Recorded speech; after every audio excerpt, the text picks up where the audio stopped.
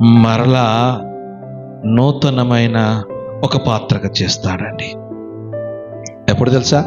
ఎప్పుడు చేయగలుగుతాడంటే 2 కొరింథీ 5:17 చెప్తున్నాడు. ఏమంటే చెప్తున్నాడంటే, ఎవడైనను క్రీస్తునందున్న ఎడల వాడు నూతన సృష్టి, పాతవి గతించెను, ఇదో కొత్తవాయెను, సమస్తమును నూతనమాయెను.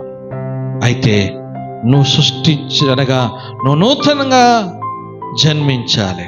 నువ్వు నూతనంగా దేవుని చేతిలో కలిగి ఉండాలి. గడిచిన కాలం అంతా కూడా వెళ్ళిపోయింది. గతించిన కాలములో విషయంలో మనం చింతించకూడదు.